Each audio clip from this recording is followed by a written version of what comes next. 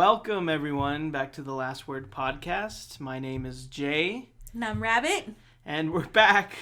I don't know, at the beginning of the year, at the end of the year.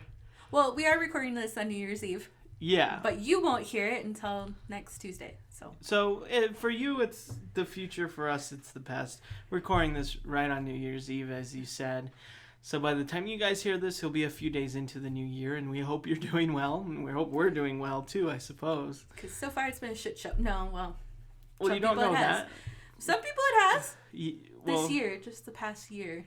The past year, but you don't know how the new year's going to be. So you don't know if it's a shit show. I don't know if 3 days is going to make a difference. Well, it can. We're going to find out. I guess you guys can tell who's the positive one and who's being the... I don't know. I don't know what to call you. What is it? Yeah, what is it called? What is the opposite of an optimist? Pessimist? Pessimist. Yeah. Okay, pessimist. Yeah. Mm-hmm. Yeah, okay. That's me. But we have an interesting show for you. Show? Oh, I'm a... Episode? Episode. Yeah. So yeah, we have an interesting episode. We're going to go over quite a few things. I'm going to give a health update because I think the last podcast we did was, about 5 months ago? 4? Probably, yeah. Something like that. And so we're doing about every 4 or 5 months. And please excuse us. We are on a little bit of a new setup. So if it's audio's weird at first or throughout the whole thing, I'm sorry. We're figuring it out. Okay, we have changed positions on our kitchen table. Mm-hmm. So there's one change. That's one thing. We have changed programs. Yes. So hopefully it stops doing what it was doing before. And then we also just haven't done this for 4 or 5 months. It's been a while, it's unfortunately. It's like new each time. So yeah, health update. My health, personal Getting right health, into mental it. Health health update. And then we are going to talk about a personal family situation, and we will also get into that. And then our year in review. Everything that's happened this year, and then our hopes, dreams, goals of 2022. Oh, we're going to get into all of it. So or lack tuned. thereof. Or lack thereof, yes. Let's get into it. Okay, so health. So I believe I left us in... I had just been diagnosed with a very sudden panic disorder and severe panic disorder. You're losing your marbles. I was, no, the marbles had completely been lost at some point. Right. And so I was it was just one night in August where I had a severe panic attack. Like it came on suddenly, it just happened, and the whole thing beginning to end lasted 5-6 hours. In the middle of the night, it was probably 11:30, 12 at night. And it went on. Of course, we didn't get to sleep until 4 or 5 that evening, or that morning. And we were kind of in scrambles because, first of all, I didn't know what that was. I don't think I've actually had a proper, clinical definition panic attack in my entire life. Maybe 1 or 2 in my entire life. And so we were trying to find out what was going on, what was happening. At first, I thought it might be a medication I was on. And I had some very insincere doctors working with me. Some very sincere doctors who were very concerned trying to help me. Eventually, everyone just landed in a place where, hey, we think you're just having panic attacks. Here's some Paxil. Here's some... What's the other one? Yeah, what's the benzo? Ambien? No, Ativan. Ativan. Here's some Ativan in an IV. Here's a little prescription just in case. Right. Go work it out at home, get a therapist. And it was kind of fucked up because, that's exactly what I did. Now, and the crazy thing is Ativan, I'm finding out, does not work for me. So I've only taken it once orally, so I only took 1 pill. And it was very small. Orally. And then once in the IV when I was in the hospital. Right. And I found out that when I took Ativan, just in pill form, and I only took it once, and part of it was I stopped sleeping pretty much, which was it was scary. It was kind of insane, and I felt like I was literally going crazy. And to explain it a little bit, because maybe there's some people who don't know, what is an Ativan? An Ativan is I believe a benzo. That's what cool kids call it on the street. It's a benzodiazepine, right? Something like that. If I'm probably getting it totally wrong, but basically it works in stopping certain nerves firing in the brain. But it's also very addictive because of that reason, because it can also not only stop those sensations, it can create different ones, and some people like those feelings. And what's it supposed to do? Basically, it's supposed to stop you from feeling or getting panicked or anxious. Supposed to calm you down, chill you out? Yeah, essentially. Some people use it to fall asleep because it can create that sensation. And your body, not just your body, your mind gets addicted to it too, because you start taking too much, your body can't function. So you eventually can't fall asleep without it, or you can't function without it. And your body needs more and more to keep going. Okay. So that's the unfortunate thing. Now, when I took it, part of my reason for taking it, because my therapist up till this point had told me, please do not, if you can help it, do not take benzos. Do not take Ativan if you can help it. But I was on, day 3 of not being able to sleep. Yes. And I was starting to, without concerning our listeners or our followers, I was kind of almost starting to get paranoid. And I was almost constantly shaky. I felt in, and I was completely almost detached from reality. Without scaring people, it was a very, very scary week. I'll say about almost 2 weeks. I took that Ativan, and it was funny because it was supposed to kick in about 15 to 30 minutes, and it did. And I did get really tired, and Jay and I had a plan of how we were going to handle the evening, because this was like I said, day 3 of not sleeping. I was desperate to get any kind of sleep. And so I laid down on the couch, we dimmed the lights, we just sat, we put the TV on really low, like the volume on it really low, and eventually I was tired, but the fucked up part is the Ativan didn't work. Which is kind of a good thing, because now I'll never take another benzo again. Basically, I had still my 8 hour panic attack. I slept maybe an hour non-consecutively, and I had, again, paranoid thoughts. I just felt very uncomfortable. I was shaking the whole time, and bad stuff. Except for the fact that I was ridiculously chill about it all. You're still freaking out. Still, I was because my panic symptoms, my heartbeat was still going crazy. I was still shaking, still, had rushing thoughts. It was bad, but I was just oh yeah, you're shaking right now? You're shaking really bad? You're getting all tense? That's cool. That's cool, man. And and that was kind of fucked up, because I actually thought like that. I was that's cool, dude. Rachel, that's so fucking awesome.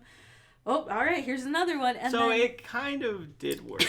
But it didn't. It didn't, because it didn't stop the physical or mental sensation of panic.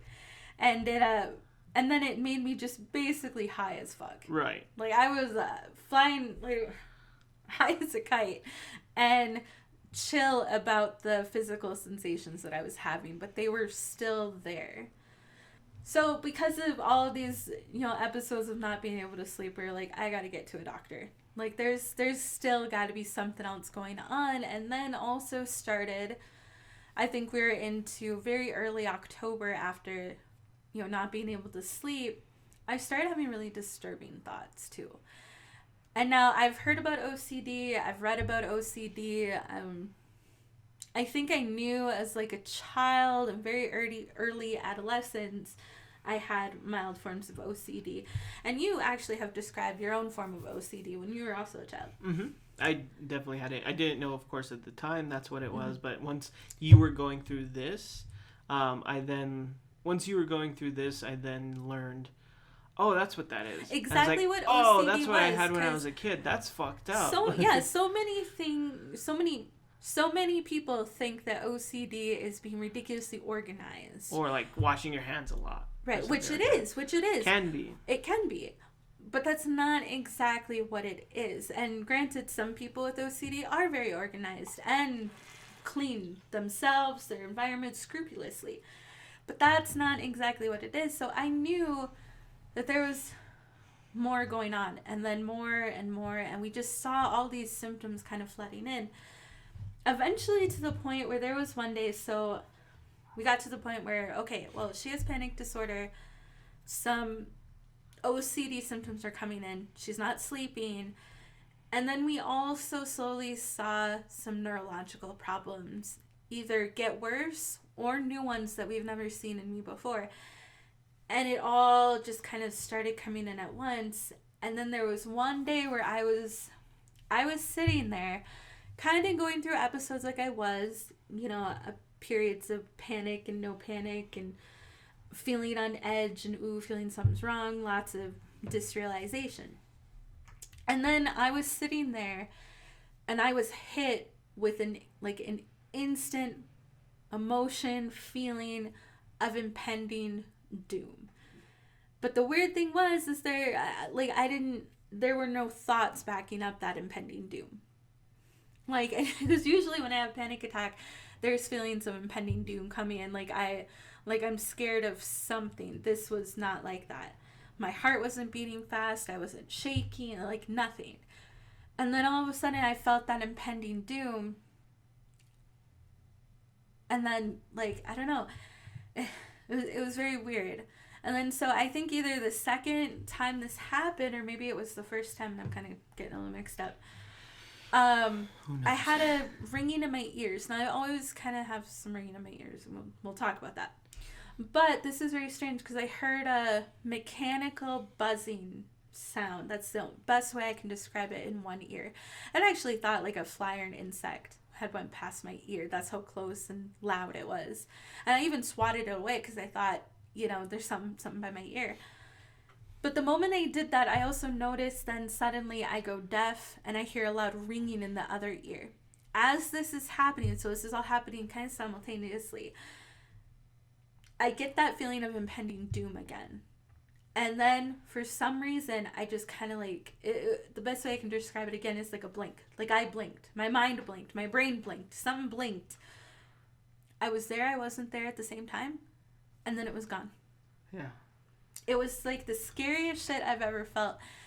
And, again, as I described this to doctors multiple times, they're all kind of like, that kind of sounds like an absence seizure. But we don't know. And so we had an appointment already because, like I said, the whole not sleeping thing was scary enough, but those episodes are even scarier. I had another one the next night after that. And then eventually they tapered off and they got better. And I will still have moments where I kind of zone out a little bit, where I'm sitting there and then I'm just like, oh, I'll get that weird blinky feeling. And then all of a sudden I'm just like, oh, what? Okay, yeah, whatever. And yeah, it was really scary. So we go to doctor, another doctor appointment, yet another one, and this becomes a theme.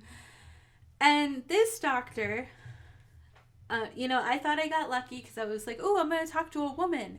And she's a doctor, not just a nurse practitioner. I felt like we had finally hit it big. Like, this is going to be what helps. This is going to be who helps. Yeah, exactly. This is what we need. This is the right doctor and the right place and all of that. And it was not. So, I get in there and I start telling her, it's like, well, I've been having these really bad migraines. I have sudden panic disorder, no history. I go down the list. I go down these millions of things that we've already described on the podcast. We've described to other people, other doctors. And she's just like, well, if you're having panic attacks, you shouldn't be taking, you can't take Ativan. You need to be put on something. Like an antidepressant. Do you have a therapist? What did your therapist say? Mm-hmm. I felt very not attacked, but what's the word? Very kind of ambushed in a way. It's like, excuse me, lady, I understand what you're hearing and the first thing you attach to, but this is all happening in my body. And I'm describing to you really scary episodes that don't have anything to do with panic. Yeah. Do you not understand that? And then, so then they leave, they deliberate. She was like, I gotta go talk to another doctor about this. You have to see a neurologist. And I was like, yes, I know. She had her medical assistant or medical student in there. And she comes back and she was like, hi, Rachel. So, look, your levels are very high. Because they gave me an assessment beforehand to talk about anxiety and depression. your levels are so high. Are you sure you don't want to be put on an antidepressant? It would really help. And I was just like, no. Like, no, thank you. No, this has nothing to do with panic or anxiety. Like, it's just, I felt very, like, dismissed. Well, what we were trying to convey was that we felt like this was a neurological thing or something happening in your body or your brain. And it was happening in ways that didn't make sense with your panic attack. Like, you've had a panic attack before. You know what it is. You know what yours are. You know, all of those things that come with it, triggers and stuff like that. And this was weird and something else, and we want to figure that out. And all they wanted to do was give you antidepressants. Yeah. Which, I mean, I described to them, you know, I was telling them about what I've already taken, what I've already tried, what, you know, things I'm already doing that, yes, I'm back in therapy. I talk to my therapist daily, or not daily, but weekly. You know, I'm working on the anxiety part of it, if that's anxiety. What I am coming to you is the physical symptoms that I'm experiencing. So then I finally, you know, I get my paperwork, I get out of there, and I'm like, I don't really want to come back here. But she still, you know, gives orders for a CT scan, a scan of my internal organs, and all of that still came back negative for anything. They didn't find anything. Couldn't find anything significant in any of your ultrasounds or CT scan. Yeah, so no masses, no lumps, no bumps, nothing like that. Nothing that they can see. So nothing that they can see. Eventually, and this is the thing too. So this doctor that we went to, that we thought we hit it big, turned out to be awful. So yeah. I called now I have seen a neurologist. If you remember the episode where I talked about my current health problems or struggles, I mentioned a condition with migraines, which this actually relates to what's happening now. The end, hopefully end diagnosis, hopefully future treatment plan. So I thought I could get an appointment with my neurologist that I had before, but as I come to find out, I can't, because it had been more than a year since I seen him, so they need my referral. So I'm like, oh, okay, well, that shouldn't be a problem. I'll just call him, and they should fax him over in an hour. It should be taken care of, and it wasn't. So a couple hours passes by, 3 hours. I'm like, we should call. We should call and see if that was taken care of. And the lady said, whoever we spoke to said, oh, yeah, they'll do that in a few hours, and blah, blah, blah, blah. I was like, okay. Called the neurologist back, and I asked her, hey, did you guys, you know, get my referral? Can I make an appointment? She's like, no, we haven't received anything. Mm-hmm. And we play this game back and forth for like 2-3 days. I think it was 3 days. Back and forth, like, hey, can you send my referral to the neurologist? Yes, that's already been put in. Well, they haven't received it, so why not? And, well, can I talk to someone in the office? And, like, well, we can leave a message with the doctor, you know, or something like that. But never, like, I could speak with anyone directly. Which makes me believe that when we were calling, we weren't calling the doctor's office. No, we were calling a call center who would just relay information from wherever they are to the doctor's office. But we weren't actually speaking with anyone in that office, which made everything so much worse. Yeah. So not only did we go to a place where we thought, oh, this is a good doctor, they're going to help us out, and that didn't happen, but we also went to a place like that you can't even speak with someone there. Like, so it was can maybe speak to a nurse. So eventually we got to the point where even one of these people at this call center, she said, it's like, oh, it looks like there was never even a referral made. So I'll leave a message with the doctor, but, you know, it can still take 3 to 5 days to get a referral. And we were like, I was livid at this point, because I was like, I spoke to her. I was in an office with her. Like, she said she was going to give me a referral. I didn't have the paper one. Like, it wasn't in my file. She didn't give it to us. She never gave me one. Mm-hmm. But she told me I needed to see a neurologist. And I think I got so frustrated that we got up, we got ready, we went to the office where I was seen, and a ridiculously nice receptionist, like, I thank the creator for her. She was like, what's your name? And within 5 seconds of giving her my name and my birth date, she found it. 5 seconds. 10 more to print it out and give us copies. It took 3 minutes to get it all. It took us 3 minutes to get what we were trying to do in 3 days. Mm-hmm. And she had it. So not only did she have it, but it was never given to us. And whoever we were speaking to anytime we called couldn't see that, which is fucked up. Yeah. So it's like, what's the point of us calling this here? Yeah. Like, wherever we're calling to, what's the point of you? And, you know, and no offense to the person working, but, like, what's the point of you? Like, your job when you can't, like, actually do anything. And believe me, I know how that feels, because that was my last job. Yeah. And I had people tell me the same thing. We never told this to these people, but I seriously wonder, like, we had to go in, and they had it for us in 3 minutes. Yeah. Like, what's the point of even calling? Yeah. No, and there was none. There was no point in this. So I finally got that stupid referral, which it would have taken me, if I went to this neurologist that I've been seen at before, it would have taken me almost a month to be seen. Yeah.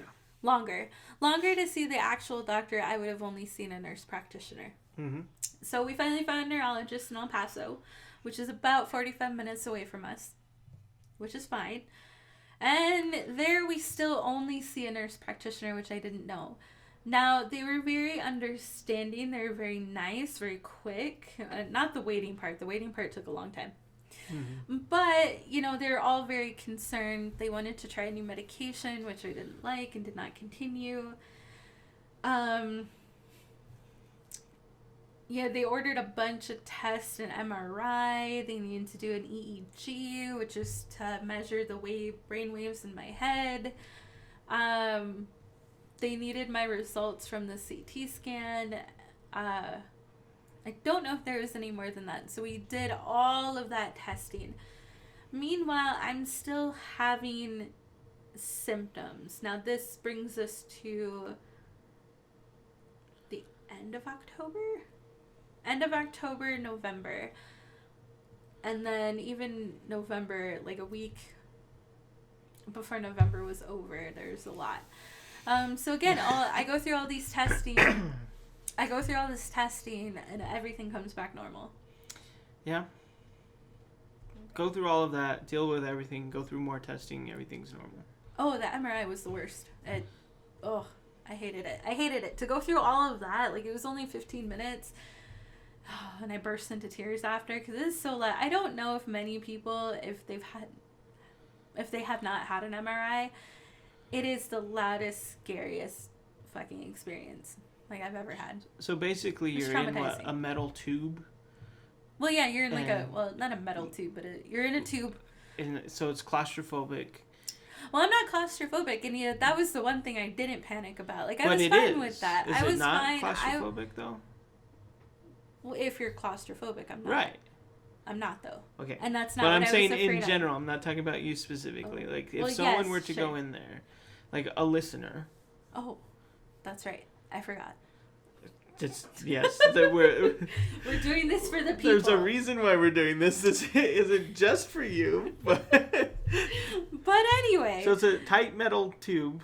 Yes. For lack of a better description. Yes. And I had my head in like a little cage. You have your head in a cage. And you can't move because you'll mess up the images. Can't move at all. And it is loud. And you think you know loud. It is louder than you think. Yeah. It's louder than you can imagine. It's not a pleasant loud. It's not like where something can be loud, but you're like, I like loud music. You're like, no one's sitting there saying, I like loud mechanical noises. It's like sounds like I'm being swallowed by a lawnmower, you know? Yeah, it is like construction work, but happening in your eardrum. That's like against your eardrum. Horrible. Yeah. And there's no better way they can do that? There's open MRI machines, which are less claustrophobic and less loud, but, you know, I don't know where the hell you go to find one of those. Somewhere fancy. Somewhere we can't not afford. Here, yeah. So all that testing came out fine, but then when I had I never went back to see that one doctor. There were some updates. Like, they had to give us some results and some tests, and we chewed them out because they had not only Not only did they messed up everything, they messed up scheduling, they messed up giving you your referrals, they messed up making the referrals again. They never called back, they never spoke. They messed up on A prescription. They didn't write the correct information, so then we couldn't get the prescription. Like, they just messed up on literally everything, and then had the audacity that when we went back in there to explain this to them, she laughed. She laughed in our face. Like, okay, so, yeah, to go back to that, too.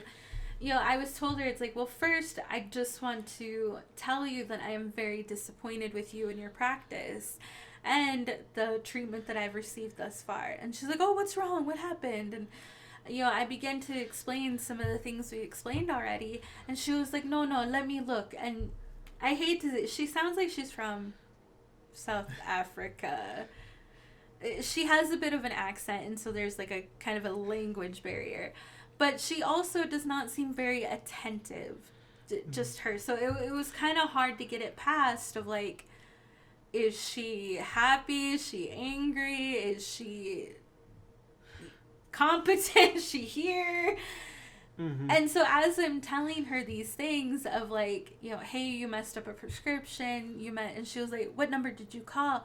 And she's going through her notes, and she's like, no, look here, and this was, I gave this to you, and I'm like, but you didn't, because we never had it. She's like, look, I prescribed you this, I prescribed you vitamin D for your deficiency, it's right here. And I'm like, yes, but that wasn't what you sent to the pharmacy. Right. That's not what my pharmacy sees. Right. And she was just trying to find any reason as to why it wasn't their fault or her fault. And I think that's more so just who she was, maybe as a doctor or as a person. Like, she could have been from anywhere. You know what I mean? She could have been from any part of the country or the world, and that's just who she was, I think. I really don't think there was a language barrier or anything like that. I think that's who she was. Yeah, but it was hard for me to understand her. And sometimes when I would speak and I would try to talk, well, maybe it was just her, because she'd interrupt me a lot. Yeah, that's what I'm saying. I feel like it was just her. And it's just, she was just trying to find any reason as to why it wasn't her fault or their fault, and blaming it on other people or the medical assistant that was with her that day. And then, you tried to explain to her that, like, so what did you say about being unhappy with a doctor? And she laughed. I don't remember.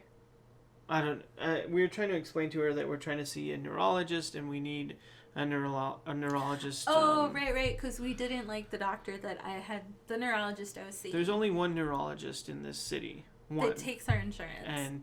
And I think there's only two in the city, period. Yeah.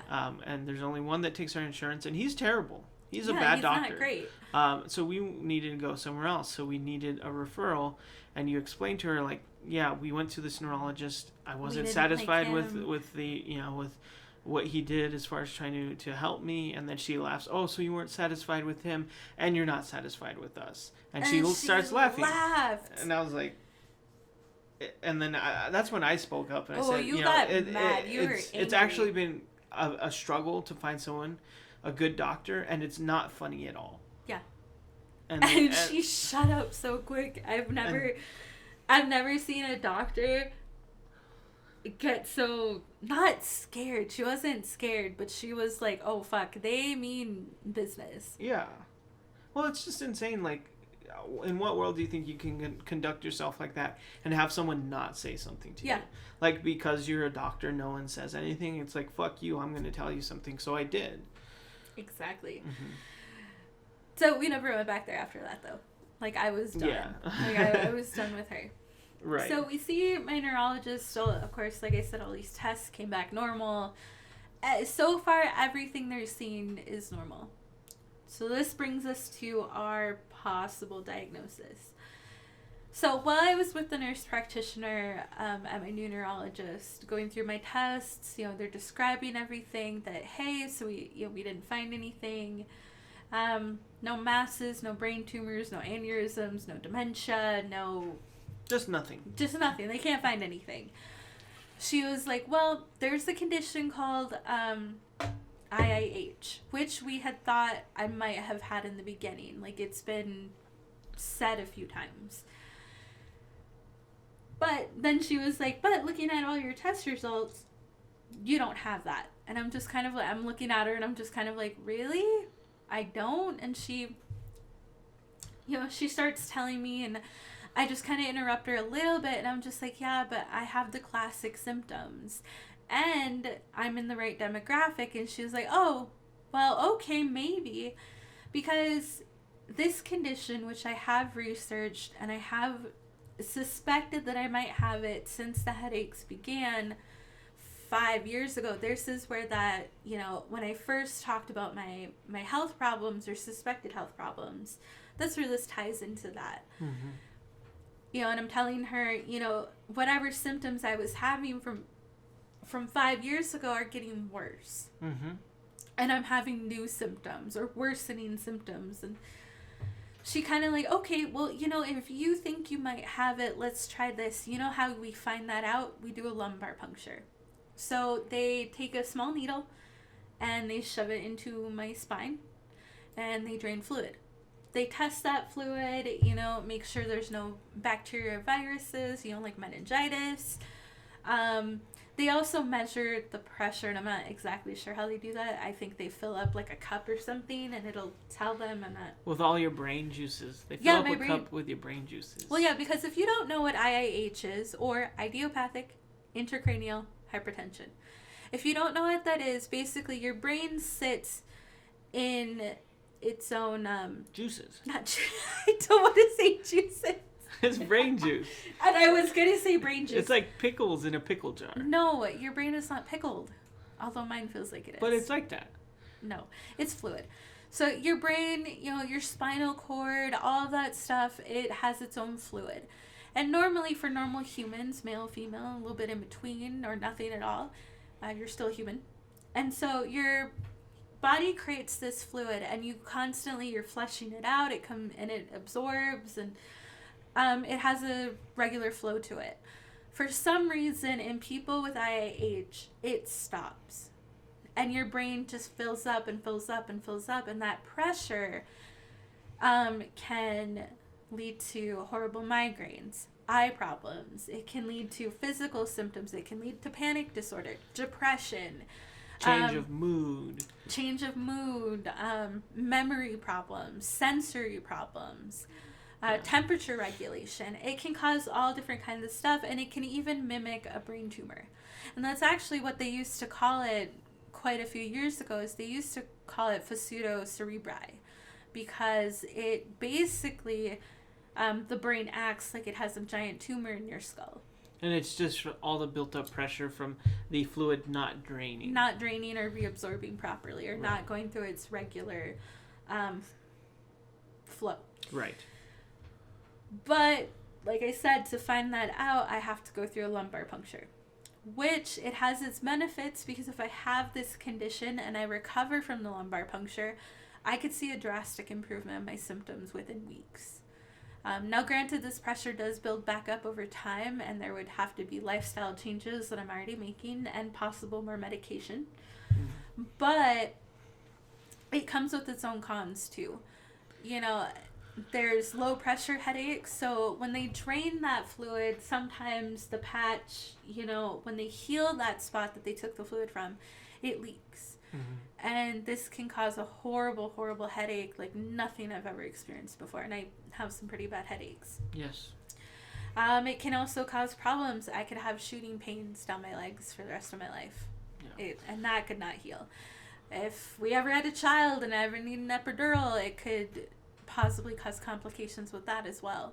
And some pregnant women even complain, because essentially this is kind of an epidural without the medication going into my... They're sucking something out of you. They're taking it out, not putting something in. Yeah. Women, they complain about having that pain for the rest of their life after they have an epidural. Yeah. So it has its cons, but it has its pros, and it's still very hard to know what we're going to do. Right. But, it feels like I'm kind of on the right track to find out. So, it's funny because we tell this whole story of what I've been through so far since we left it off. There's still no 100% conclusion. No, there's still no conclusion. we think it might be this, but we don't know, and the only real way to find out is by sticking a needle in your spine and sucking out the brain juice. Well, there are some neurologists who can diagnose based on symptoms, because if, here's the good thing about all my testing, if they can rule everything else out, they can pretty much guess, like I said, I'm in the right demographic for. Yes, there is a specific demographic that it usually affects people within that, and you pretty much hit all the marks. Yeah. Basically, the demographic is women of childbearing age. So anywhere from, I think it's like 15 to 40. And I'm 15 or 40. And not just that. So, and I am technically in childbearing years, and I'm overweight. So that's the third thing that they look at. That's the criteria when they're looking for women who have this, or people. It can happen to men, but very rarely. That's what they look at. How old is she? Is it a she? And is she thick? And I am. Check all of it. And I have some of the pretty classic symptoms, and it kind of fits. So we do have a follow-up appointment to address all of our concerns and progress thus far, and to really get in and discuss the lumbar puncture. What we do and what's next, and if the lumbar puncture is a good option. Or even necessary. And I don't know. Is this your life? This is my life. This is your life, fool. Well, no, because then all the other symptoms have slowly, very, very slowly, have diminished over time. So the panic disorder is now, I would say, at least 80% under control, maybe 75%. It's all there. It's getting better. Right. It's there. It's getting better. Right. The OCD is better too. So we talked a little bit about OCD, but those disturbing thoughts that I was having, and they're real weird things that I would never think, and I still find crazy even now. Like, first of all, I am absolutely terrified now of COVID. The last couple of years, or at least last year and a half, I have not been nearly scared of COVID. Just like, we wear masks, we be safe. Oh, we've got vaccinated, we're getting vaccinated. We continue to do so. We don't go into large crowds. But now suddenly, even just going to the gas station becomes terrifying to me. Going grocery shopping, oh, hell no. I cannot go grocery shopping anymore. And I did not have this fear. And granted, again, working with my therapist, she's tried to really just try to, sympathize with me, but tell me, it's like, your fears are valid in this case. So, yes, I understand you've never been scared of it before, but it's okay to be scared and take extra precautions, because that this can be bad. But I've just never been scared of it the way I've been scared of it now. Yeah. So, but even some of those OCD-like thoughts and symptoms and rituals have greatly diminished. Again, to about 75-80%. I'm able to take a thought that I have and just kind of like crush it, and work through it. The panic symptoms, I will still get maybe a panic attack maybe once a week, especially if it's a stressful week. So if I have something happen, something significant, like I've had to go to the doctor a lot recently because I've been sick. Woohoo! So see, winning. I've been sick for both Thanksgiving and Christmas, and now I'm still sick on New Year's Eve. Yep. So, woohoo! But if I have to go to the doctor one night and I kind of get a new medication, which, again, I've never been scared to take medication in my life. In fact, as we know, I was not the greatest teenager growing up, and I did some experimental things to feel experimentally. Like sex? No, drugs. Drugs. Well, sex too, but also drugs. That's but that's we were talking about episode. drugs right Yes, now. I'm talking about drugs. Oh, okay. I'm talking about doing drugs. Again, sometimes it's hard to know with you because that's true. It could both. be either. Yeah. It could be either. Sometimes both at the same even time. Even now, it could be both. No. Well, more sex than drugs now. No, because now I'm scared of taking drugs. Right. So It's not really drugs now. I'm irrationally scared of taking drugs now. Right. And that's kind of the point. So as a teenager, you know, I would take shit and I didn't know what it was. Most of the time it was aspirin. But I would take just about anything as a teenager and completely disregard what it would do to my body, even if it was a mistake. And now I'm scared to take medications that I take, right? Like, I was terrified to take a leave. And I have to take that almost like every other day for my headaches and my migraines. Mm-hmm. And I take it for, you know, menstrual cramps. Menstrual. I take it for my period cramps. And I was scared to take that for a long time, too. Just regular old Aleve. Yeah, ibuprofen, Tylenol, I get scared. So that's a joy. But for the most part, again, it's about working through it, and I have been. And guess what, folks? I'm sleeping better. You know, what could you ask for? Sometimes that's it. At least you're sleeping better. It's. I've learned a lot in this entire situation since August, and I think we even talked about it a little bit already. But it's just like, it's the little things. It's the simple things, and the fact that at least you can sleep. Yeah. So you know, because I'll take it. Even after we got through that scary period of time where I wasn't sleeping, the weeks to follow, sometimes I would still only get maybe 2-3 hours of sleep. There would be times where I would still have panic attacks nightly, daily, all the time. And I would still sleep in almost increments of an hour and a half. Yep. We got a new couch, and I was so thankful when we got that new couch because I was able to sleep on the couch then. Because you know, there would be times too where I just couldn't sleep. There wouldn't necessarily be panic, or I felt like it was coming. And with physical symptoms of shaking, I don't want to be in the bed next to you, like kind of freaking out and convulsing. So I would come out on the couch and I would just like put the TV on again, turn all the lights off, dim the lights, maybe make sleepy time tea, and just try to chill out. And I still could not sleep. Mm-hmm. You know, or it would be 4 or 5 in the morning, then I would sleep, and then you would have to like get up for work, and then, you know, and that was another thing, is you had to take off work quite a few times to stay with me, because once the seizure-like episodes started, we also didn't want me to be alone too much. Yeah.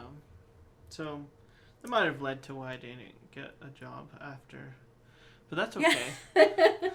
It's okay. I didn't want it. Yeah, you didn't want it anyway. No. But I guess the point is, and to kind of hopefully finish off the first part of the podcast, is I am doing much better. Like I said, I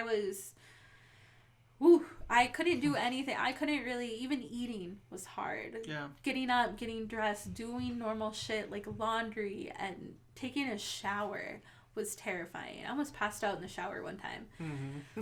You know, it was really scary. I went from that to like, you know, I was physically on the couch, like holding a blanket, just like literally trying to survive, just telling myself like, you know, okay, don't beat yourself up, but there's nothing else you can do right now, but just breathe and live. Like, just breathe and survive.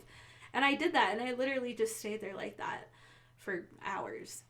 You know, just like telling myself, it's like, first of all, I know you're not going to listen to a thing I say right now, because right now it's not true, but you're going to get through this. You're going to live through this. Whatever you're experiencing right now is not permanent. Now, that's what I had to tell myself to get through some of those episodes. And I went from that to like the last month probably being the best month I've ever had. Yeah. Despite being sick. Yeah. But it's like, this whole time, I haven't been able to play video games or paint or write or even read too much. And I've been able to do some of those things. We got back into gaming, and I can finally do it. And it's still kind of hard because I'll still feel some of the feelings like that I'll get. But I'm able to work through them much easier and still get a decent or relatively decent night's sleep. So I'm doing much better. Yeah. From where we were. Absolutely. And we're grateful for it. And it's hard because sometimes even when it doesn't seem like you are, or it seems bad, you're doing better than Yeah. you were, and we have to remember that, and be grateful for that. And I know I definitely am. Definitely. I am too. So that's been your last, 4 months or so? 4 months from when we left off till now. Yeah, it's This been is my insane. life. Yeah. My And entire life, man. we're nearing the end, but of course, as most of you all know, just because we're nearing the end doesn't mean that life has somehow stopped. Or, this year has been, fighting back to the very end. Till the very end. And one thing that happened with us, which may seem small to other people, and that's fine, but this is our show, so we're going to talk about it. Yeah, screw yourself. Sorry, I had to get that out there. Yeah, you heard us. People, nice people who are listening, go screw yourself. Right, the 5 of our friends that listen to this while they're taking a poop, go fuck Go yourself. fuck yourself. We're going to talk about what we want to talk about. Fuck you. See, now what the fuck? We're losing it. We're losing it. Anyway, we're going to talk about We're it. already drunk, guys. 'Cause it's not our life. even, It's not even New Year's Eve. It is New Year's but Eve. it's not like the eve. It's not It's It's 3 not o'clock. evening. It's 3 o'clock. 3 3 in o'clock. the afternoon. And we're already toasted. Yeah. No. No, we're not. We haven't drank at all. It's been very. I can't It's been drink. kind of lame. Rachel's afraid of drinks, so I can't do nothing. I can't do It's nothing. the I have no antibiotics. fun. Anyway, yeah, we're gonna talk about it because it was significant for us. It is, and it has been. So how did you explain this? This is some familial stuff, family issues. Okay, so we're going to talk about a family problem, a family issue, something that happened to us, and then a few things that happened a few years ago that relate to it. Mm-hmm. But because of the sensitive nature we know of our family, both of our families to be, we're not going to name names. We're not going to talk about the specific family members or family member. Just that it's on Joel's side and it's with him. And then, of course, it involves us too. But, like I said, we're not going to name names. Yeah. So where do we start with that? Well, a very long time ago. It all started in 1989, December 29th, 1989. And then again, April, sometime early spring, 92. Right. And then so on and so forth until we're about, 18. I was 18. You're how old? 20. Little Rachel, she flies on an airplane, and she... What are we talking about? I don't know what we're talking about. Alright, but we're kidding about the whole airplane thing. Yeah, Well, I don't know if we are. I don't know where we're going with that. But I guess the point is when I first came down here, when you and I first became a couple in the great state of New Mexico, things were not as perfect as they seem in our residence where we began living. Right. For the first 6 months of our new Pretty life much here our in New whole Mexico. time there until we left. Well, it was, for me personally, first of all, let's just say it was kind of a big deal that I had left my It was a huge whole deal. family. I had never been away from my family. Never been away from my friends. I left an entire way of life to come down here, so you have to imagine that that's a little, hard on me. Yes. And then I have to, and I specifically, I very much have to learn how to navigate a whole new family, a whole new group of friends. Town, the food, the everything. stores, everything. So you can imagine that this is a little, hard on me. And I think it would be on anyone. Yeah. Yeah. But then I have to deal with, here's the part. Family members who aren't as welcoming as I thought they would be. Now, my in-laws, and that could mean any of the in-laws, not specifically any specific in-laws, but just my in-laws, again. they didn't really take too much effort to get to know me. I mean, they asked questions sometimes as they would come up. But I feel like even now, they're still, in a weird way, getting to know me. And I know it can take years. I think a statistic is you have to be with someone for 5 years to know them. But it's been 12. And they still don't know things about me. Right.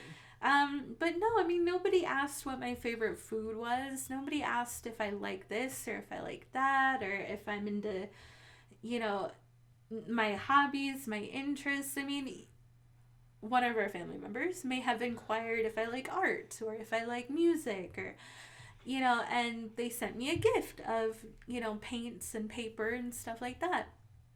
But there was never an effort made on those people's ends, specifically of what makes me me.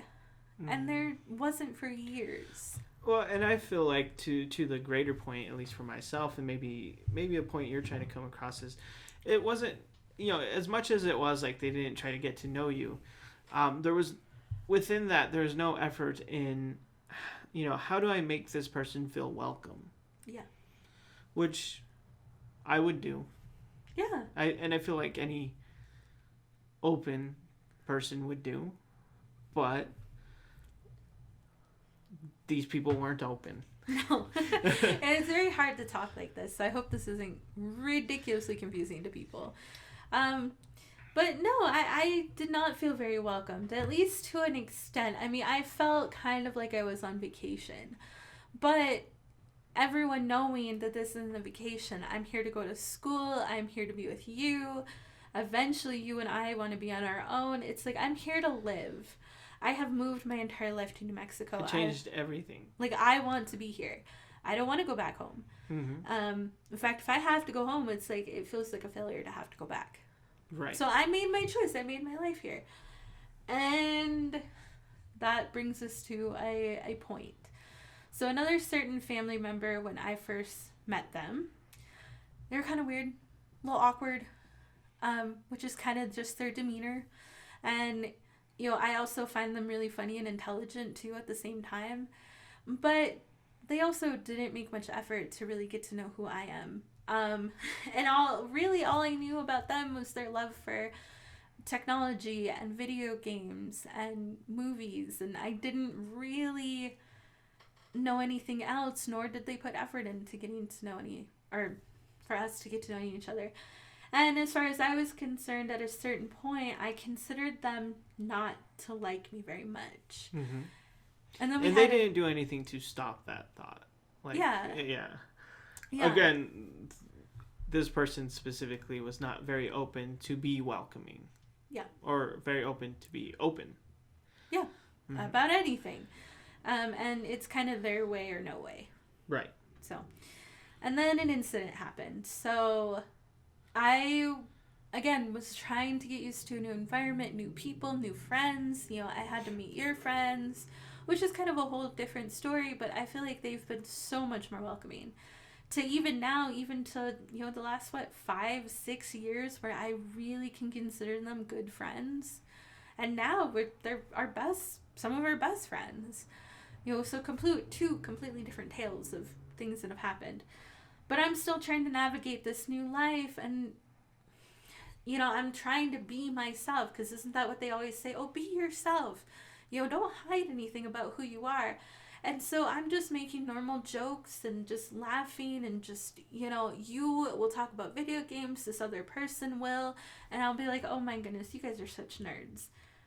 And that's what started it. That's what happened. So I used the word nerd too much to this person. And again, nobody had said any different. You were laughing about it. It was true. My goodness, it's true. From everything we know about this person, he will happily declare that he is a nerd, and he will take it non-offensively. He will take it as truth. Like, this is who I am. But that wasn't okay. So one morning, I was waking up. You were waking up. Usually you come right to my room right away, and you didn't this time. But another member of your family had spoken to you early that morning. and had said something. And then you came to me, and I already felt something was kind of weird, because it's like, why didn't he come wake me up right away? And you come in, and, you know, you're just like, hey, so someone just spoke to me, and they were telling me that, you know, someone else in the family is very hurt by something that you said. And basically, you're calling them a nerd too much. And I just, like, you know, I'm a very, very ridiculously sensitive person. So hearing that I'm in a new environment with new people that I have to get along with and live with, that I have already hurt their feelings, crushed me. Like, absolutely crushed me. Like, how could this happen? Why? Like, really? Was it just the word nerd? Like, I'm sorry. And I just start bawling. So then you get kind of upset about it, because you're just like, really? Like, she's hurt? Like, what? So you go back and you talk to the other family member who had first mentioned this to you. And then that family member comes in. And they sit down and they're sympathetic, but then it kind of goes back to the other family member where they lay all of their care into. Mm-hmm. And this family member was like, well, look, I know him. I know who he is. And if you keep saying this, he's going to blow up at you. And we don't want that. So just apologize. Right. That's what this family member told me. Right.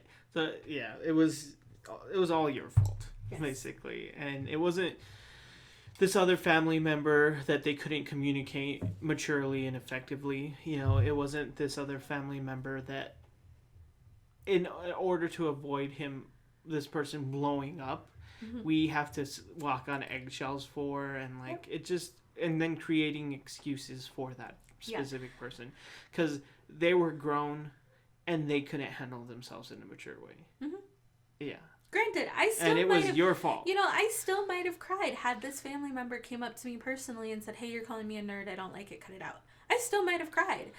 But at least it wouldn't be a dramatic point where when I'm on with my therapist, bawling my eyes out about still. This was 10 years ago.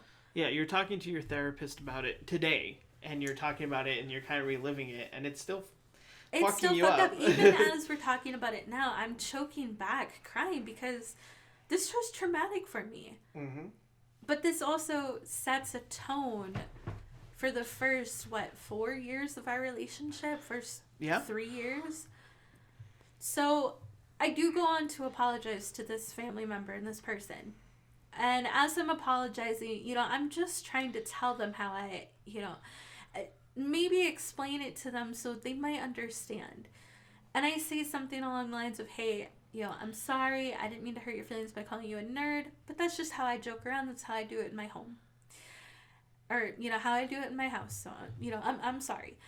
And this person turned around and they said, well, this isn't your home, you're a guest. And that just, like, immediately just set off things in me, to me, with me. And I, you know, I don't remember too much of the actual fight itself, but I, you know, of course I start crying, you're getting very upset. And, you know, finally, you know, we're bickering, you and your family member are going back and forth. And eventually someone else comes into the room, the same person that had came up to me in the morning and said that I need to apologize. So they come into the room and they're now siding with the other family member, and both agree, like, you say it at some point, be like, okay, so she's just a guest. And they both agree.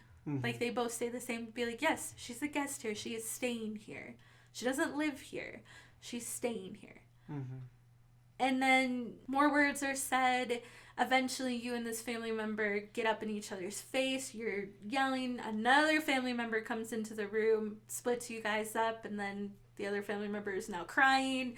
We're all, like, I'm crying, they're crying. At some point, the family member who had originally came in, he's off in the den crying, or they cry later.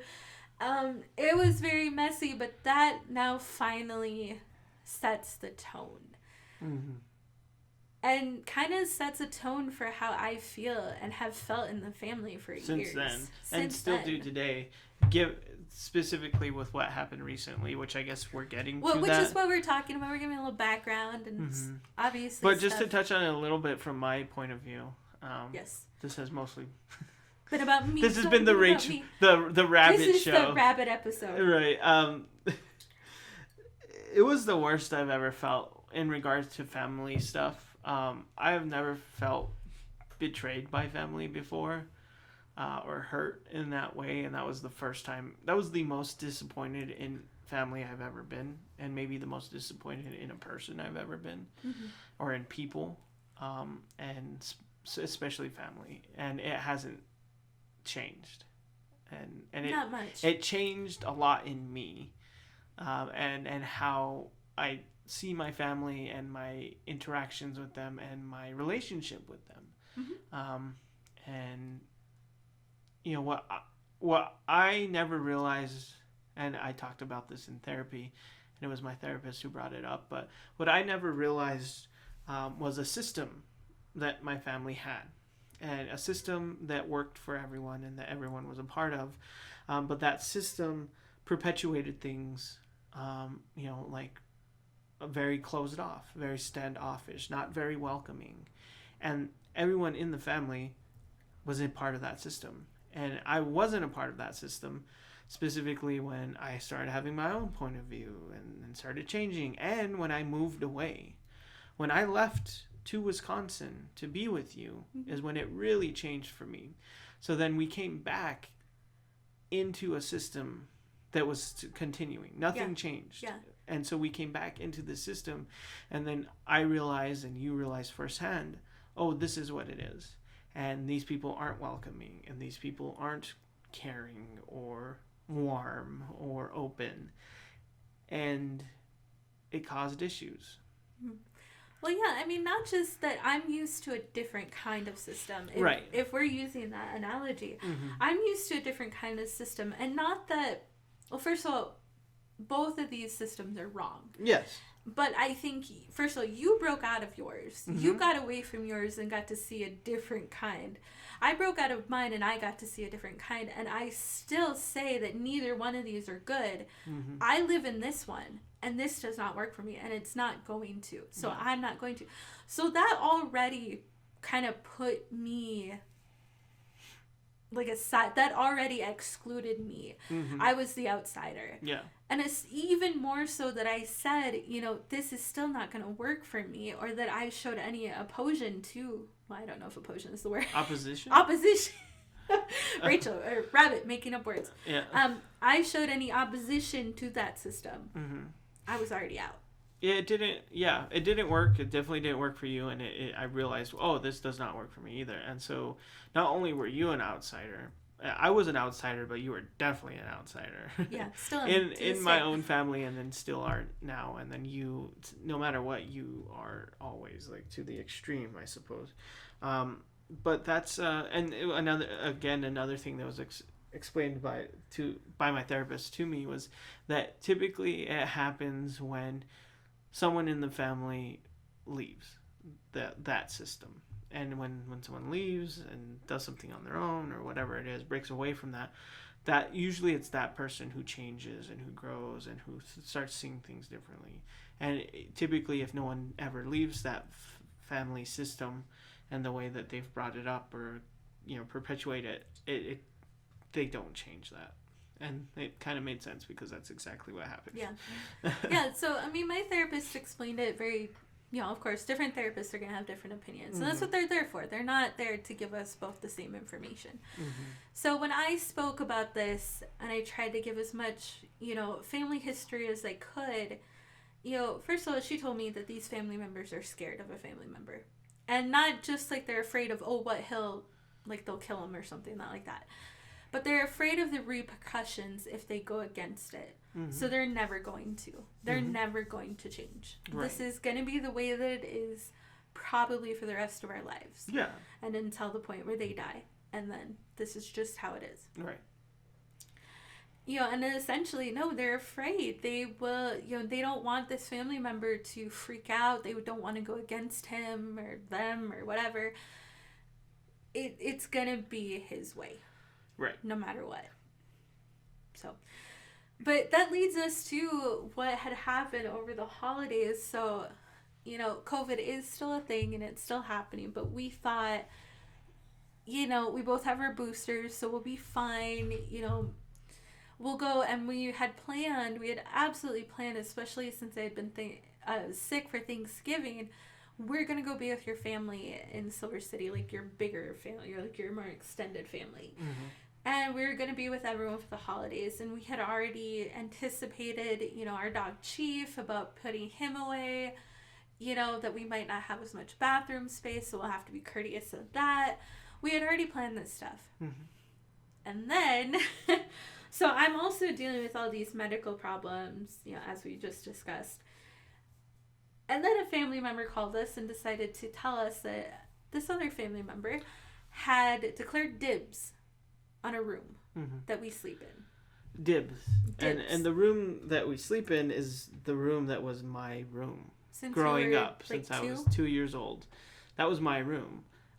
Unbeknownst to me, apparently is now the guest room. Yep. And was never expressed or explained to me. So that room, that guest room, the specific family member now had dibs on. And so if we do come down for Christmas, we'll have to sleep in a separate room that has 2 separate beds, 2 separate small beds. Single beds. Or sleep on the couch or the floor or something like that. And, it was confusing to me because I was like, well, I thought that was my room. I don't understand, why. Right. And that brought up, I guess, some issues. Yeah, some more problems. So we had already assumed, because your family, I almost slipped there again. Your family had already converted your room, and so we kind of assumed, we knew that guests and, aunts and uncles, when they come and visit, and other people, that they were already using that room as a guest room. Right. So we knew that. But to an extent, we didn't think that it was fully announced as a guest room. Well, my thing was that, like, okay, there's now a bigger bed in there. Some stuff in my room was taken down. Some stuff was moved out. So, I get it. You and I are married now. It's cool to have a bigger bed in there. It just makes the most sense. We're the married couple, in the family. Okay, fine. And why, when other guests stayed, why wouldn't they sleep in that bed? Exactly. And I thought, more for me, it was a courteous of me to be like, yeah, of course they can stay in there. That's, if I'm not there, why can't they? But I always thought at the end of it, if we were going back, that was my room. That was our room at this point, yours and mine. Yeah. Well, and I've never slept anywhere else in that house except maybe on the couch. Right. One time when I wasn't feeling well. Right. Or vice versa. And I have never slept in the other bedroom. I am terrified to go into that room. I have maybe been in that room 3 times. Again, you and I have been together for 12 years. We've been married for 8. And I have lived in New Mexico for like 10 years of that, like 9-10 years. I have been in that bedroom 3 times. Yes. And there's a specific reason to that, because that room belongs to a specific family member that has kind of perpetuated all of this. Yeah. And has been the unwelcoming, unkind, and has been the one that all the other family members side on. And so, and the another uncomfortable aspect to that is that room has not changed. It has not that been room touched. Has not it is changed a time capsule at all. The only thing that's changed is that my old bed, my single bed that I slept in as a kid, was moved from my room to that room. Right. Everything else is exactly the same. Exactly the same. Whereas now what is, I guess, known as the guest room, which was my room, all the posters are taken down, all the stuff is taken down, clothes are moved out, all of that stuff. Mm-hmm. It's really changed. Stuff is moved in, all of that. It's really changed.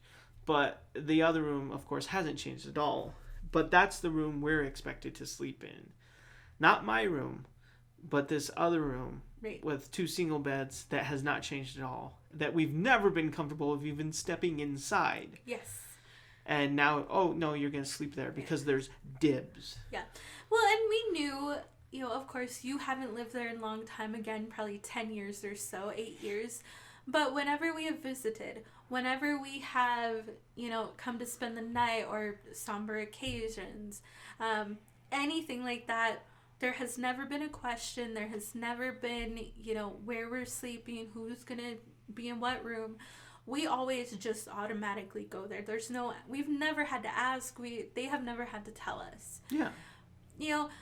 But we know that, of course, like, technically speaking, no, it is not your room anymore because you don't live there. But if something were to happen and you needed to move home, where would you stay? Yeah, well, that was my assumption, but now that's what we thought. So now we don't know that, of course, like, no, it is not Jay's room anymore. It is not our room anymore. We know that. But there's rooms that we've been comfortable with because they were your room. That was your room. But not anymore. And this triggered so much in both of us. Yeah. I had immediately said, we were still on the phone, and I had told your family members, I was not comfortable with this. I'm not okay with this. Going to say that, no, I'm going to sleep in the same room. If we go down, I'm putting my stuff in that room. I'm not leaving. Like, I'm not going to move it. And that's when I realized, like, how triggered I was. And how bad it was. Like, how much the first story we told had just came back to me that quick. Yeah. It just brought everything back. All those bad feelings and the betrayal and the frustration and the hurtness. I don't know. All the bad feelings of it just came back. It's like being there again. And then realizing again is like, oh, we're still guests in this house. Well, yeah. So in the end, well, we're not at the end quite yet. There's a couple more things I'll talk about. But no, just like at the end of the day, the end of nothing's changed. The year, nothing's changed. And I went back to that feeling that I'm just staying here. I'm just a guest. Now, hopefully this comes a long, long time from now, but your family members will eventually pass away. And again, I hope it happens, 40 years from now. Mm-hmm.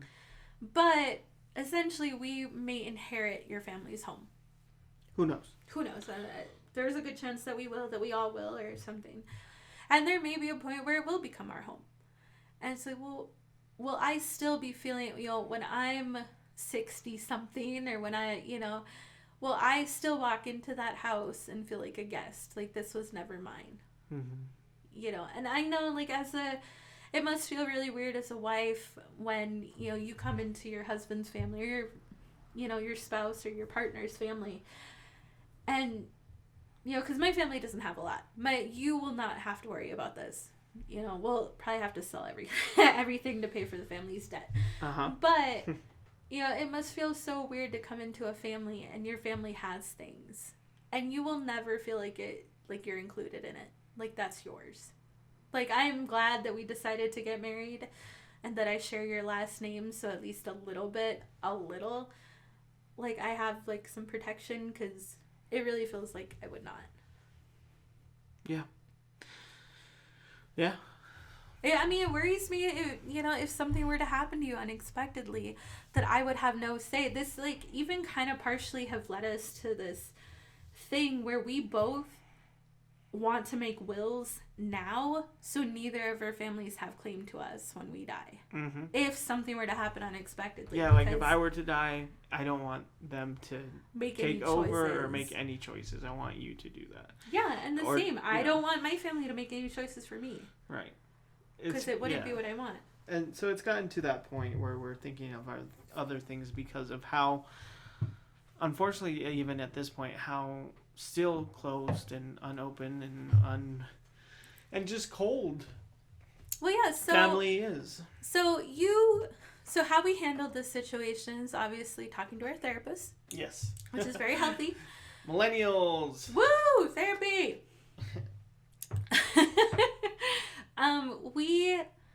You sent not a heartfelt, but you handled it by sending a message to the family member who had eventually told us about this. And you just said, you can say what you said. I don't remember what I said exactly. Mm-hmm. But it was basically just explaining, like, hey, what you said and how you explained things actually really hurt my feelings. Mm-hmm. I was not comfortable with what you said.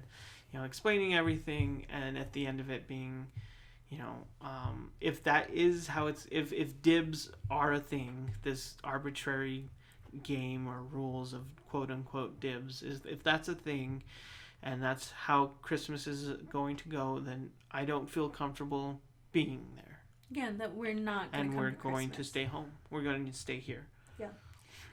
And not a word was said about it after that. Well, I got a reply, but it was a very standard reply, very generic, very like sorry but not sorry type of thing. The main points that I made were not addressed, and then nothing was ever talked about it again. No. So we go through the rest of Thanksgiving. We go through the first week of November or the first week of December and so on and so forth. We have spoken to your family members like 5 or 6 times during all of this, and they never said another word about it. They just completely like ignored it. Just completely ignored right up until Christmas Day. So we get a phone call and they're like, hey, so your other family member and their partner are here, and very cheery. And for us, it wasn't cheery. It was kind of not demeaning, but maybe demeaning. It just kind of felt so I don't even know the word for it. There's no word, but fake. I don't know. It just fake. Felt all of those things. I don't know. any probably word and you can think of. And we called them back and we chatted for a little bit, and then someone else gets on the phone and they're like, hey, so we're going to make one of your favorite meals. You should come down for New Year's Eve. And again, we just felt so like, really, no, we could be all down there we could be there now. Yeah. But you chose to ignore anything. Everything. You chose to ignore everything we brought up, everything I brought up, and just kept it to how it's convenient for you. And now you're inviting us to go over when it's convenient for you. For you. But we could have been there now. You don't have to entice us. That wasn't the point. We chose not to go because we were uncomfortable. We chose not to go because we set healthy boundaries for ourselves. We could have been there if you chose to handle this maturely and effectively. But you didn't. And now you're trying to entice us to go on a weekend or a holiday that's good for you. Yeah. It's like, oh, Christmas, okay, well, they didn't come down for Christmas, let's try New Year's Eve. Which, obviously, we're at home recording this, so we're not We're obviously not there. Obviously. We're obviously not there. So, and we're still, the biggest things here is we're working it out between ourselves and individually. We're working on it, and we're working with our therapists and talking about it. But that was another reason we wanted to talk about it on the podcast, just because it bothers us so much that it's still hurting so deeply. Yeah, it's still a thing, and it's not necessarily something we've actually talked about before, as far as your reception into a family, my family, and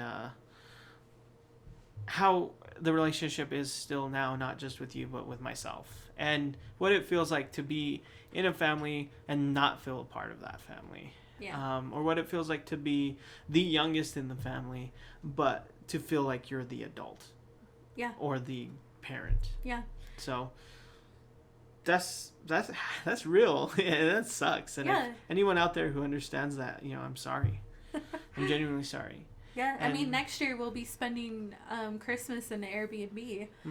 Or not at all. We'll still be with ourselves. So we'll see. Because we might decide it's still not worth it anyway, and that's okay. It's about what's better for us, and that's a reminder for anyone else out there to set healthy boundaries with your family. Say no. Yeah, it's okay to say no. Even with it being your family, it's okay to say no. Set healthy boundaries and take care of yourself. Absolutely, 100%. But that's what happened with Christmas and New Year's and the holidays. Yeah. And I mean, we had a great holiday by ourselves. Oh, no, I'm not complaining at all. I don't feel like I missed out at all. It was incredibly nice. Yes, being I am here the proud with owner us of a together. WeChat now, like an actual WeChat. And a TikTok mop. Oh, yes, my lovely... Santa Claus. Yes, Santa Claus, well, my lovely husband got me a mop for Christmas. You're welcome. I am demeaned. No. Now get back in there and start cleaning. No, the funny thing is like, Okay, now that we're done talking about family members, Howell's dad always makes this joke, and it's always kind of a cliche.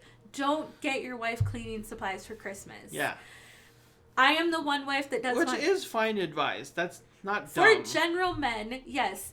For me, I was ecstatic to get a mop for Christmas. She wanted the mop. I wanted a TikTok mop for Christmas.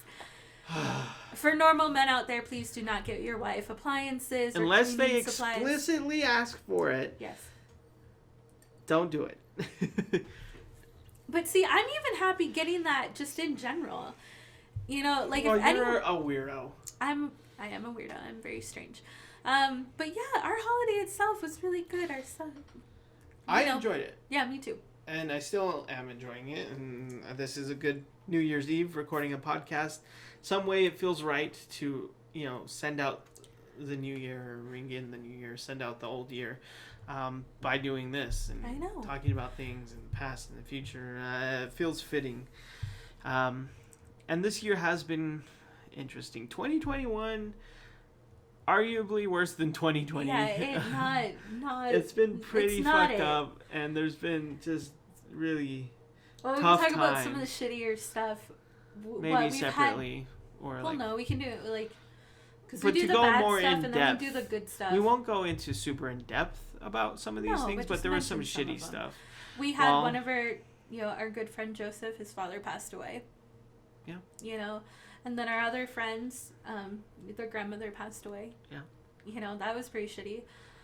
My biological mother and biological sister got COVID, and my biological sister is still intubated, and we don't know what's gonna happen. We've had obviously the family stuff that happened. Family problems. All of your medical issues, panic disorders, and neurological issues. Yep. Strep throat for a month straight. For a sequel? A trilogy now. Yeah. Strep throat, the trilogy, still for a month straight. Hey, Chief's been okay, though. Chief has been fine. Grateful for that. We're not on the good stuff yet, And then he dies. Just kidding. I've never hit a woman before. But... You have. No. I haven't hit a woman today. Just today. But... It's been a few hours, it's getting close. I haven't hit a woman in the last hour. Yeah. It's getting real close, though. Anyway, we're not on the good stuff yet. No, we're on the shitty stuff. What else? What else has happened? It's been personal life things. It's been outside things in the world. I can't even talk about all the shitty stuff that's happened in the world. So it's just 2021 has been rough. I lost my job. Yeah, Betty White died literally today. Rest in peace. Yes, I lost my job. And then dealing with my job in general was pretty shitty. Still dealing with your job. So it's just been shit. Unemployment. You have to go on unemployment now. But it's really helped me be grateful for the good things and be grateful for all the little things, because really in this whole year, that's all we've had. That's all I've had. It's just good little moments, good little victories. And there's been good things. There has. I mean, we had a wonderful friend graduate.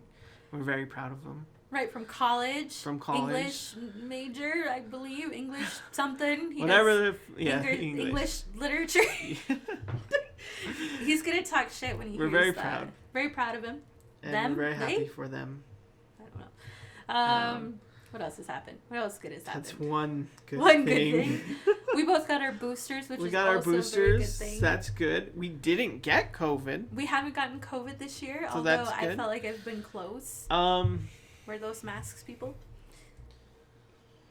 What else? Well, I got this list here. This handy dandy list. I made this list in the beginning of this year, the beginning of 2021. And it says at the top here, tear it apart. That was the theme for this year. Now keep in mind that I made this early 2021. It was very early 2021, probably the first of 2021. I was optimistic, so naive, but it says tear it apart. Don't know if I actually succeeded in anything along those lines, but that was the theme. just underneath it is things that I wanted to do. Goals, not necessarily I had to do these, but things to shoot for, if that makes sense. Yeah. The first one says fix and finish ATC. What is that? ATC is what is Acknowledge the Corn, which is a script that I wrote, a story that I made, and screenplay that I wrote a long time ago. So I wanted to fix it and make sure it was finished. And I did that. And it was actually pretty easy. It's good. I read it again and I was like, oh, this is good. Oh shit, you actually finished it. Well, it was already finished. Or you fix and finish. Right. But it was already finished. What I'm explaining is when I read it back, I didn't need to do anything. It was good. Oh, okay. So that was done. All right. Second thing says write a script. I wrote 3.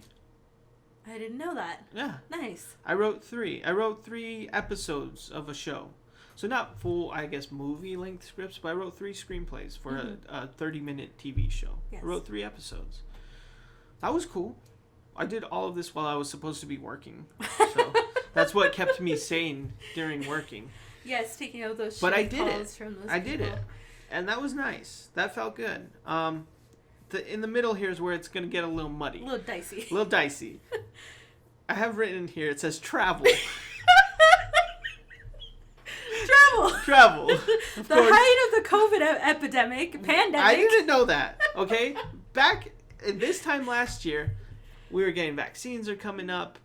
That's It was true. lowering. Things were getting better. Things were looking better. Yes. So I was being optimistic. Albeit naive, but I was being optimistic. Travel. New Mexico? I wanted to travel around New Mexico. You know, go see places within our state. Yeah, we have never done that. We didn't do that. I think the most we traveled was to Silver City. And in places in Silver City. Yes. Or near. And then I wrote down Disney. You wanted to go Disneyland to or Disney World. I'm sorry. Just you want me to go to Disneyland. I wanted to. Ooh.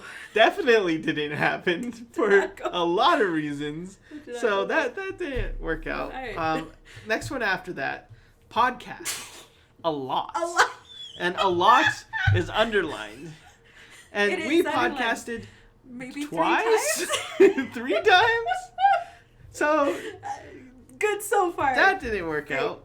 Leave that to the crippling depression of a terrible job, having no time, Great. and Then my medical problems. crippling depression of a pandemic, and an influx in COVID cases, my wife's medical problems. It just didn't work out. We didn't. Oh, a breakup that I was terrified of to speak about, you know. After that, it says read.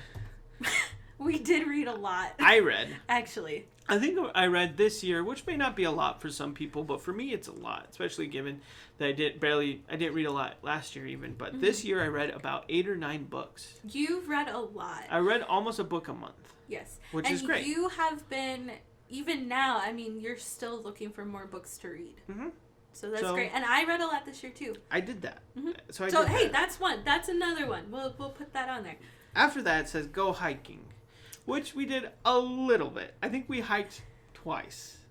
Yeah, so we went to the Gila Cliff Dwelling. I can't say it. We went to the Cliff Dwellings. We went to... What is that other place called? Well, our good friend Javi took us out in the Jonestown? Something like Jamestown? Jamestown. We did do some hiking there. Oh, and then we saw some petroglyphs. Yes, our good friend Javi took us out to Secret the middle of the petroglyphs desert. out in the middle of nowhere, which were amazing, by the way. Just fucking amazing. They were amazing, but I almost died both trips. Yes. She fell. She always falls when we go hiking. Always. And she did this time. So we went hiking. In one trip, we went hiking 3 times. Yes. So I guess that kind of counts. I will say it counts. Not exactly what I was thinking, what I projected us doing, but it counts. But, hey, we're doing it. After that, it says make some art. And Did we? I did. I don't know about how much art you made. You made, at the end of the year, you made a couple pieces More of art than I've done in the whole all year. year. Yes. But almost every day while I was supposed to be working, I was also working on art. Yes. And a lot of it, as you'll see by our Instagram, for those who follow or don't follow, and if you don't, Last Word LLC on Instagram, Last Word Podcast. Yep. Check us out. I didn't even post it. I just made stuff. You were just making art. Okay, so that's fantastic. So I did that. You did it. I did that. And then there's 2 underneath there that were like jobs that I was, not just to put it out there, like to try and manifest it.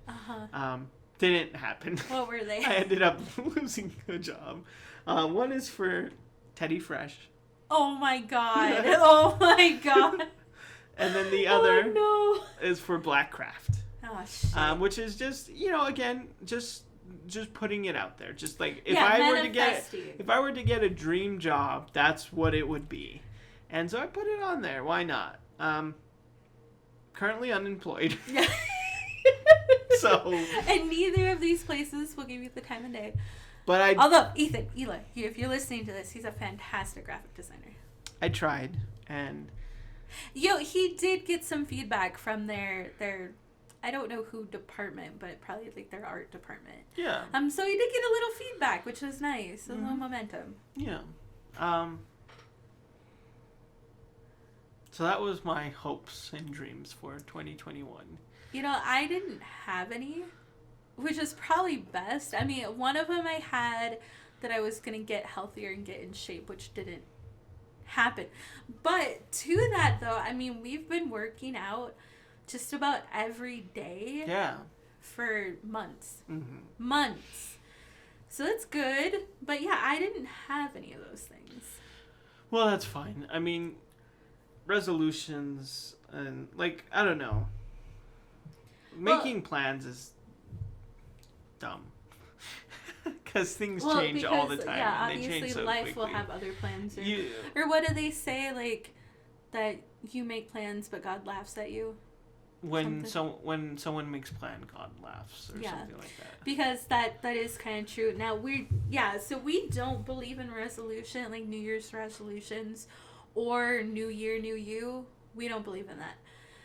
But I believe in setting realistic, maybe habits for yourself. The resolutions you should make are things for yourself. Things that you can do for yourself. It's not New Year, New You. It's New Year, old you. Get your shit together. Yeah, exactly. Because I think resolutions and goals, those are great. Those are fantastic. And if you set them and you get to them, fucking fantastic. Good for you. Congratulations. I'm not one of those people. I need to set things, and they're so small. So one year, and this is even in December, so this is before New Year's. I looked at myself and I was like, you know what? In fact, we were on the way to Silver City for a different friend's graduation, where I'm just like, you know what? I'm sick of biting my nails. I don't want to bite my nails anymore. This is not where I'm at anymore. And I just fucking worked on it. I just did it. That was one thing. I did one thing 1 year. And that's where I like to set my goals. And that's where I like to set resolutions. I don't like these big things. I'm going to lose 200 pounds. That's not exactly realistic. Not necessarily. But if those are your goals, go for them. But for me, especially this year, it's going to be really simple shit. So one of mine, and again, this might be silly to some people, but for me, it's not. It's I want to put more music in our group playlist. So we have a group playlist with all of us, and we all add music to it throughout the year. And when the new year comes, we make a new playlist and we add more. And this year, I maybe put 6 songs in it, maybe. And it's been a rough year, but that playlist is still only 2 hours long. Yeah. In the past, we've hit 12 hours of playlist. So that's one of my goals this year, because I fucking love music. It's been a rough year for music. It's been a rough year. It has. And it reflects in a lot of things. And that's one of the things it reflects on. Manson. And, yeah. And that's That is another shitty thing that happened this year. I forgot. Marilyn Manson. Ooh, boo. Boo. Big boo. That's all I want to say. And it, the rough year reflects in a lot of different things, and it shows in things like group playlists and stuff like that. And yes, what can you do this next year? Well, that's what I mean. I'll tell you what I'm gonna do. That's one of mine.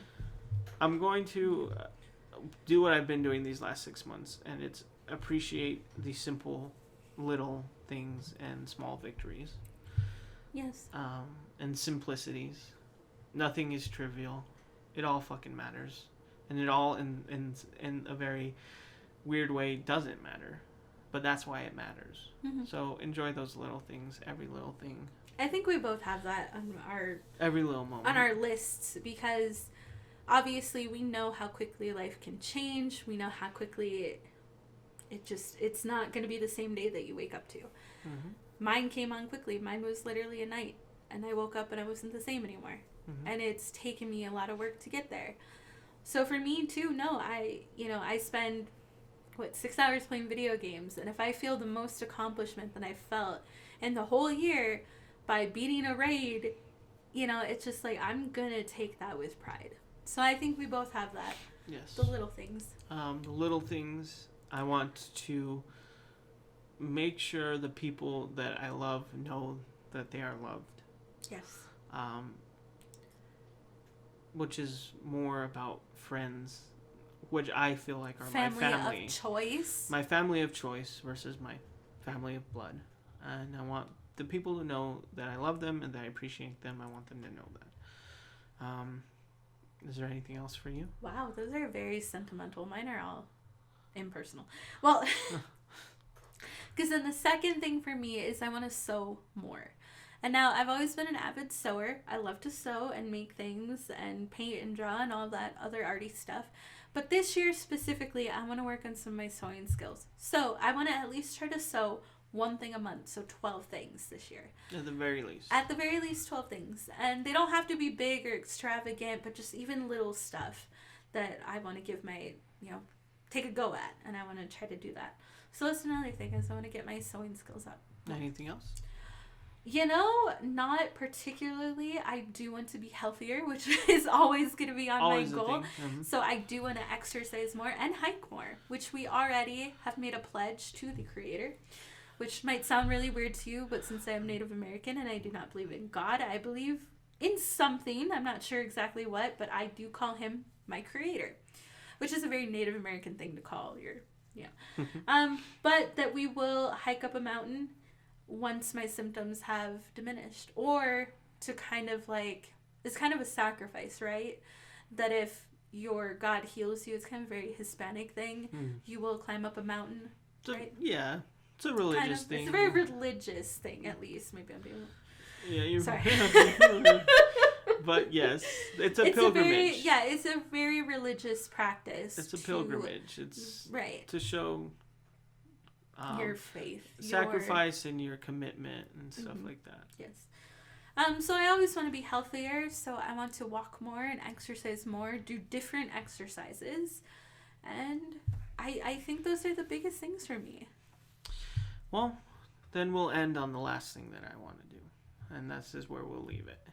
I had a dream last night. It was a very weird dream, as dreams are.